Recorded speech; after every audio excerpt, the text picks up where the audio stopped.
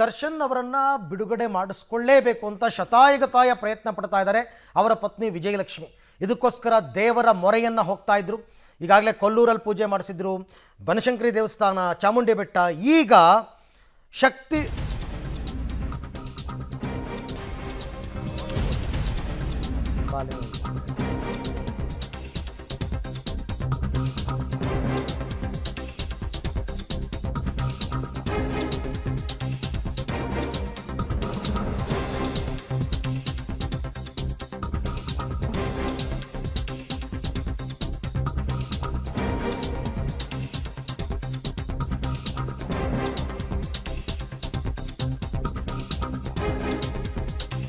Trap ಕೆಡ್ಡಾಕ್ಕೆ ಬಿದ್ರ ದರ್ಶನ್ ಅಂತ ಖಾಸಗಿ ವಿಡಿಯೋ ಇಟ್ಕೊಂಡು ಬ್ಲ್ಯಾಕ್ ಮೇಲ್ ಮಾಡಿದ್ರ ಪವಿತ್ರ.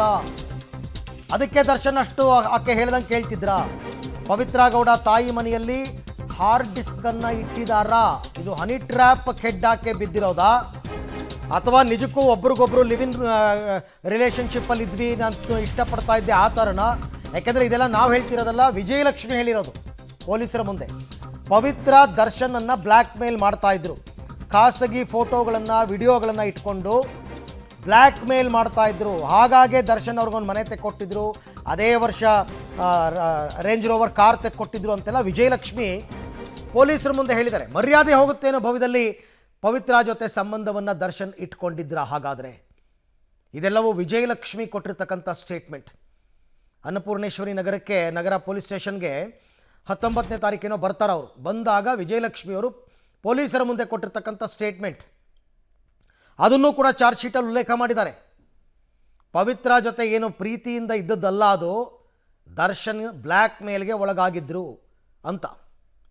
ಈ ಬಗ್ಗೆ ಮತ್ತಷ್ಟು ಮಾಹಿತಿ ನನ್ನ ಕೊಲೀಗ್ ನರಸಿಂಹಮೂರ್ತಿ ಅವರಿಂದ ಪಡ್ಕೊಳ್ಳೋಣ.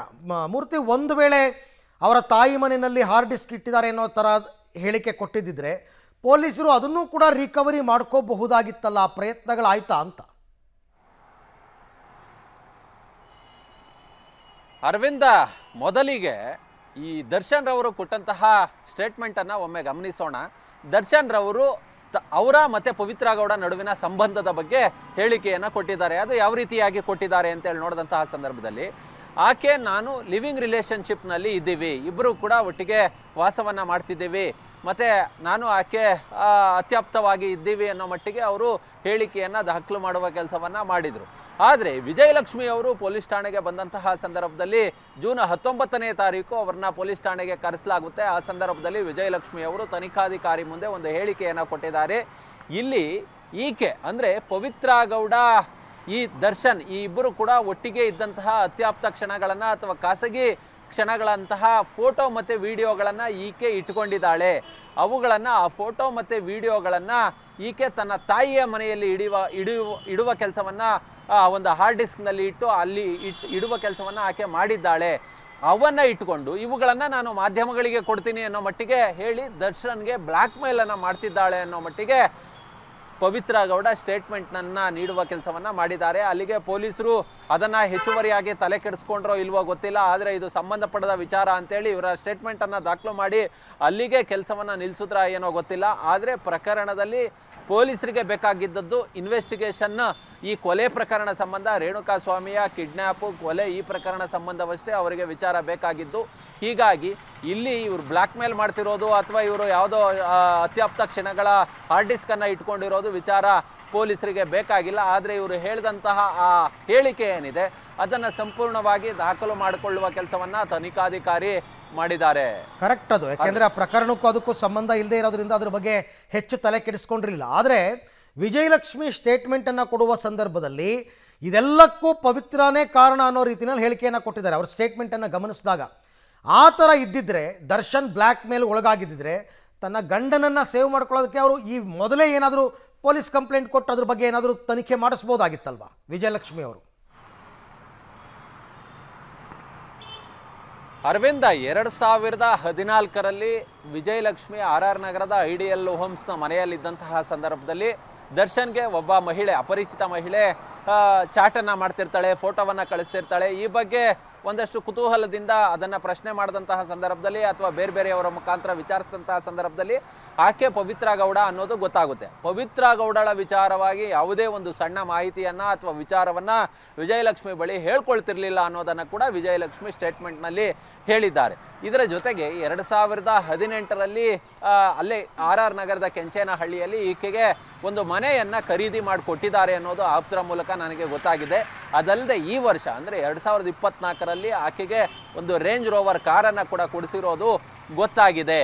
ಈಕೆ ಮತ್ತು ಅವರು ಜೊತೆಲಿದ್ದಂತಹ ಕೆಲವು ಫೋಟೋಗಳನ್ನು ಇಟ್ಕೊಂಡು ಆಕೆ ಎಲ್ಲೋ ಒಂದು ಕಡೆ ಬೆದರಿಸಿ ಬ್ಲ್ಯಾಕ್ ಮೇಲನ್ನು ಮಾಡಿ ಇವುಗಳನ್ನು ಮಾಧ್ಯಮಗಳಿಗೆ ಕೊಡ್ತೀನಿ, ನಿನ್ನ ತೇಜೋವಧೆ ಮಾಡ್ತೀನಿ, ನಿನ್ನ ಮಾನಹಾನಿ ಮಾಡ್ತೀನಿ ಅನ್ನೋ ಮಟ್ಟಿಗೆ ಆಕೆ ಅವುಗಳನ್ನು ಇಟ್ಟುಕೊಂಡು ಹೆದರಿಸಿ ದರ್ಶನನ್ನು ತನ್ನ ಬಳಿ ತನ್ನ ಜೊತೆ ಇಟ್ಟುಕೊಳ್ಳುವ ಕೆಲಸವನ್ನು ಮಾಡ್ತಿದ್ದಾರೆ ಅನ್ನೋದನ್ನು ಅವರ ಸ್ಟೇಟ್ಮೆಂಟ್ನಲ್ಲಿ ಉಲ್ಲೇಖ ಮಾಡುವ ಕೆಲಸವನ್ನು ವಿಜಯಲಕ್ಷ್ಮಿ ಮಾಡಿದ್ದಾರೆ. ಮತ್ತೊಂದು ವಿಚಾರ ಏನಂತ ಹೇಳಿದ್ರೆ, ಇದೇ ವರ್ಷದ ಜನವರಿ 24ನೇ ತಾರೀಕು ಪವಿತ್ರ ಗೌಡ ಇನ್ಸ್ಟಾಗ್ರಾಮ್ನಲ್ಲಿ ಒಂದು ಸ್ಟೋರಿಯನ್ನು ಅಥವಾ ಒಂದು ಪೋಸ್ಟನ್ನು ಹಾಕಿರ್ತಾರೆ. ಅಂದರೆ ನಮ್ಮಿಬ್ಬರ ಸಂಬಂಧಕ್ಕೆ 10 ವರ್ಷಗಳು ಅನ್ನೋ ಮಟ್ಟಿಗೆ ದರ್ಶನ್ ಮತ್ತು ವಿಜಯಲಕ್ಷ್ಮಿ ಇದ್ದಂತಹ ಕೆಲ ಫೋಟೋಗಳನ್ನು ಅವರ ಇನ್ಸ್ಟಾಗ್ರಾಮ್ ಖಾತೆಯಲ್ಲಿ ಹಾಕ್ಕೊಂಡಿರ್ತಾರೆ. ಈ ಸಂಬಂಧ ವಿಜಯಲಕ್ಷ್ಮಿಯವರು ಸಿಟಿ ಸಿವಿಲ್ ಕೋರ್ಟ್ನಲ್ಲಿ ಇಂಜೆಕ್ಷನ್ ಆರ್ಡ್ರನ್ನು ತಂದಿರ್ತಾರೆ. ಅಂದರೆ ನನ್ನ ಪತಿಯ ಫೋಟೋಗಳನ್ನು ಯಾವುದೇ ಸಾಮಾಜಿಕ ಜಾಲತಾಣದಲ್ಲಿ ಈಕೆ ಬಳಸಬಾರ್ದು ಅನ್ನೋ ಮಟ್ಟಿಗೆ ತಡೆಯಾಜ್ಞೆ ತಂದಂತಹ ಸಂದರ್ಭದಲ್ಲಿ ಆಕೆ ಆ ಬಳಿಕ ಯಾವುದೇ ಫೋಟೋಗಳನ್ನು ಬಳಸಿರೋದಿಲ್ಲ. ಆ ತಡೆಯಾಜ್ಞೆ ಕಾಪಿ ಏನಿದೆ ಅದನ್ನು ಕೂಡ ನಾನು ನಿಮಗೆ ನೀಡ್ತಿದ್ದೇನೆ ತನಿಖಾಧಿಕಾರಿಗಳಿಗೆ ಅನ್ನೋ ಮಟ್ಟಿಗೆ ವಿಜಯಲಕ್ಷ್ಮಿ ಸ್ಟೇಟ್ಮೆಂಟ್ನಲ್ಲಿ ಉಲ್ಲೇಖ ಮಾಡುವ ಕೆಲಸವನ್ನು ಮಾಡಿದ್ದಾರೆ.